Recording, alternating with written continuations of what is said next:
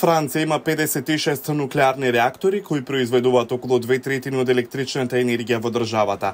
Таа е една од најголемите руски клиенти за да ги напојува тие реактори, покажува извештајот на најголемата британска организација за истражување во одбраната, безбедноста и меѓународните прашања РУСИ. Оттаму наведуваат дека и покрај мерките за прекин на економските врски со Русија, неколку западни земји се уште се потпираат на нуклеарното гориво на државата за напојување на нивните реактори. Увозот во Франција од Русија на збогатен ураниум значително се зголеми од почетокот на 2022 година. Така имаше зголемување од околу 184%. Француското предпријатие ЕДФ планира заедничко вложување со руската државна компанија Росатом за обработка на ураниум на локација во Германија. Но Франција не е сама. Извештајот на Руси детално го прикажува извозот на руски ураниум во САД, Германија и Холандија. Русија се уште е најголемиот извозник на збогатен ураниум и услуги за збогатување на глобално ниво.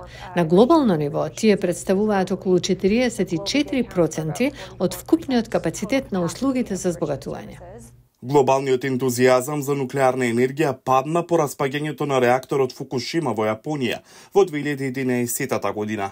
Но додека државите се обидуваат да ги намалат емисиите на јаглерод диоксид, многумина повторно размислуваат. На состанокот на Меѓународната агенција за атомска енергија во Брисел, неколку лидери повикаа на реинвестирање во нуклеарната енергија.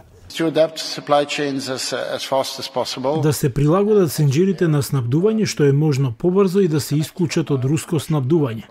Но ние треба да ги балансираме работите. Ако сакате да го намалите производството на јаглерод диоксид, треба да се погрижиме нашите нуклеарни централи да продолжат со работа. Русија лани продала збогатен ураниум во вредност од 2,7 милиарди долари на глобални ниво, проценува Руси.